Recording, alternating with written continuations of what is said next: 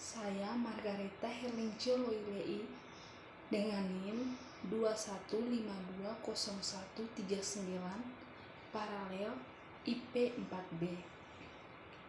Saya dari Sekolah Tinggi Pembangunan Masyarakat Desa APMD Yogyakarta. Video ini saya buat untuk memenuhi persyaratan UTS dari mata kuliah Teori Pemerintahan. Dalam video ini, saya akan menjelaskan mengenai pemahaman materi yang diberikan oleh Bapak Sutoro Eko selaku dosen mata kuliah Teori Pemerintahan. Baik, yang pertama, materi mengenai teori pemerintahan. Pada zaman modern sekarang, pemerintahan dimonopoli secara formal atau negara. Negara secara konkret berbicara mengenai birokrasi, lebih spesifik berbicara mengenai perkantoran. Menurut cara pandang Febrian, negara sebagai masyarakat manusia atau asosiasi manusia yang memonopoli sarana prasarana. Kata Bapak Sutoro Eko, pemerintahan jauh lebih tua dari negara.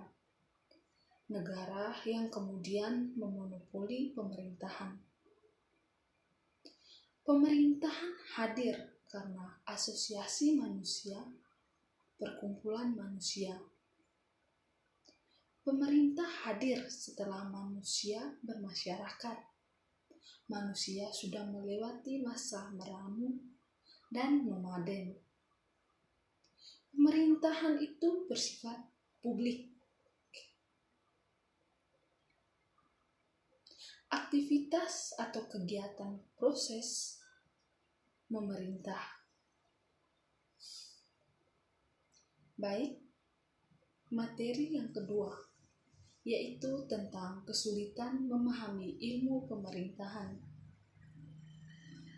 Banyak yang mengatakan bahwa ilmu pemerintahan itu adalah ilmu yang mandiri.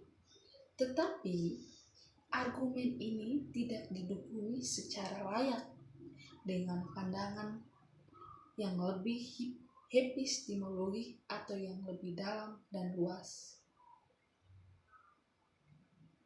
Pemerintahan itu ialah fenomena atau objek yang dengan arti ia bisa dikaji dengan ilmu politik. Ia bisa dikaji dengan ilmu apapun. Tidak hanya ilmu politik, ilmu pemerintahan, dan administrasi publik. Tapi juga mengkaji tentang hukum, antropologi, ekonomi, dan sosiologi. Kesulitan ini masih terwariskan terus-menerus.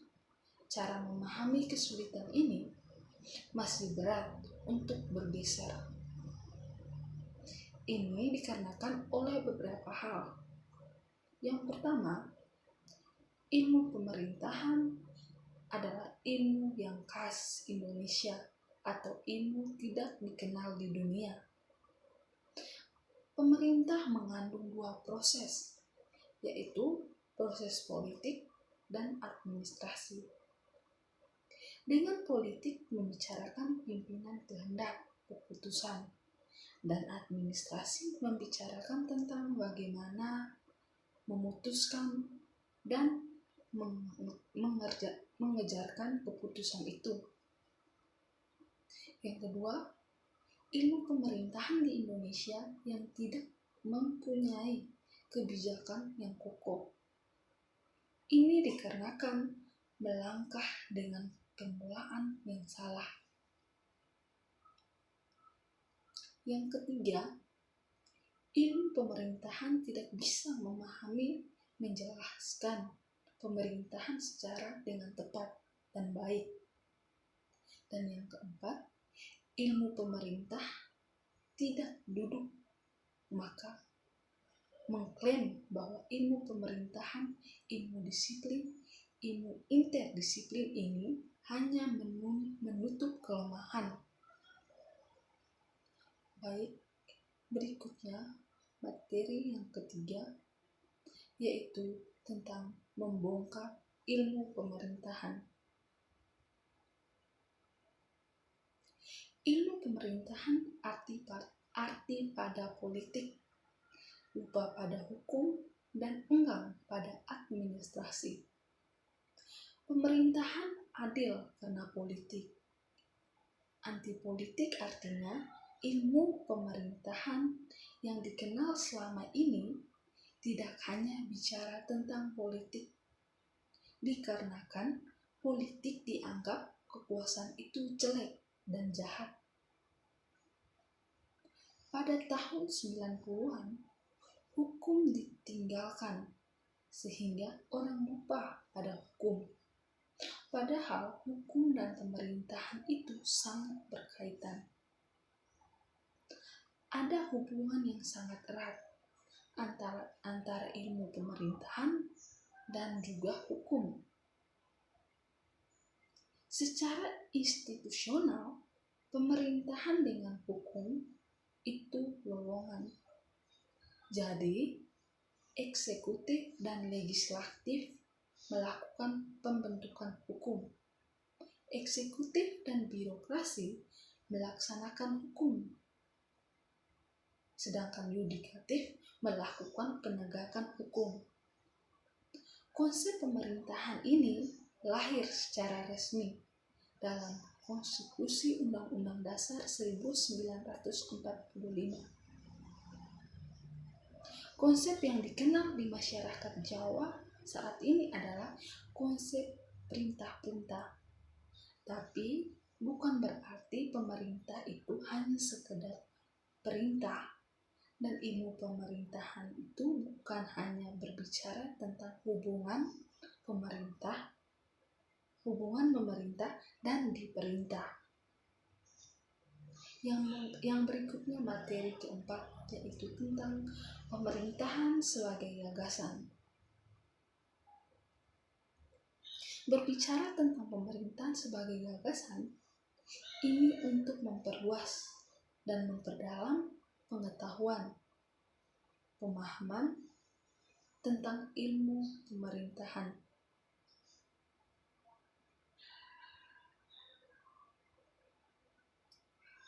Baik pemerintahan sebagai ilmu maupun praktek.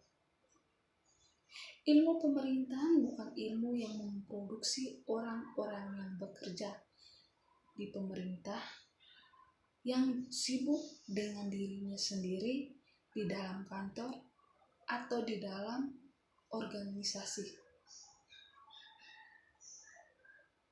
Selama ini, ilmu pemerintahan jarang berbicara tentang hajat atau hajat hidup orang banyak.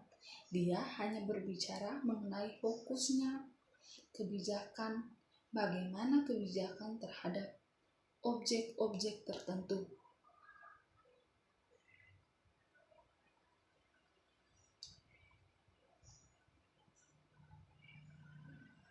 Ada beberapa gagasan-gagasan, yaitu yang pertama, pemerintahan digunakan untuk kepentingan orang banyak atau pergaulan hidup bersama.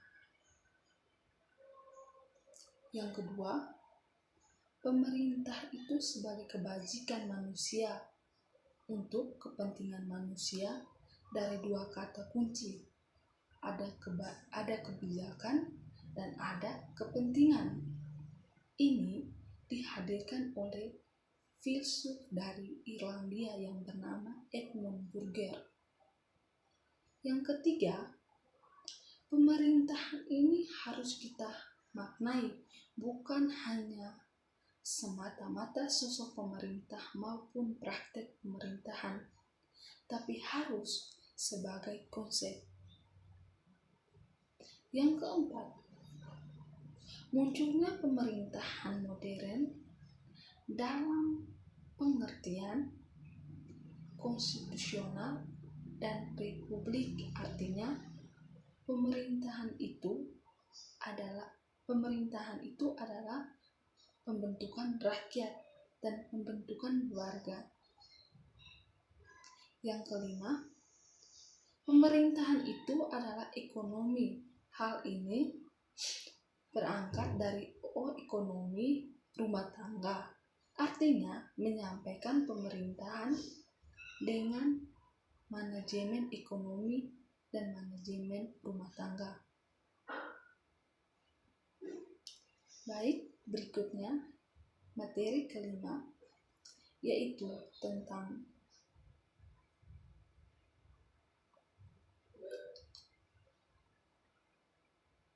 pemerintahan sebagai arena.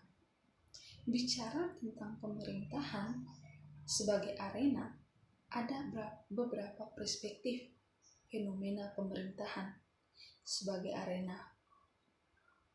Dalam hal ini, pemerintah adalah sebagai objek yang dikaji dengan beberapa ilmu arena pemerintahan, tidak hanya sebagai arena kantor, meskipun secara realitas kita bisa melihat bahwa pemerintahan adalah arena para bunggawan atau para pegawai untuk sibuk di kantor.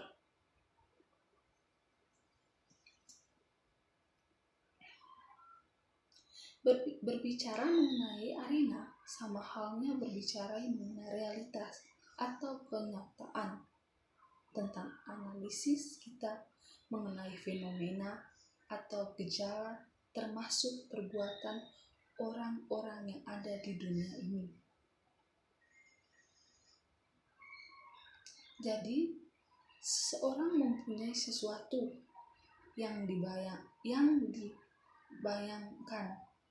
Ada beberapa poin, yaitu yang pertama, pemerintahan sebagai arena untuk leaders making, pembentukan atau pembuatan kepemimpinan. Hal ini dikatakan lazim. Yang kedua, pemerintahan sebagai arena policy making, pembuatan kebijakan. Artinya, tidak hanya membuat kebijakan, tetapi menjelaskan. Yang ketiga, pemerintahan sebagai arena ekonomi politik. Ini bertautan dengan antara kekuasaan dan kemiskinan. Bagaimana kekuasaan digunakan untuk mengukur kekayaan. Yang keempat, pemerintah dipahami sebagai diplomaking, yang di suatu sisi sebagai sebuah rekayasa yang dilakukan oleh studium pembangunan. Yang kelima, pemerintahan sebagai arena atau elite making, tidak percaya adanya rakyat.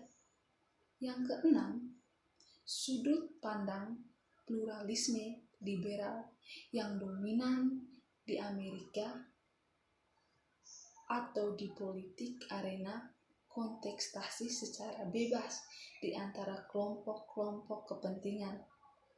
Yang ketujuh, Marxis dari Karnak. Ini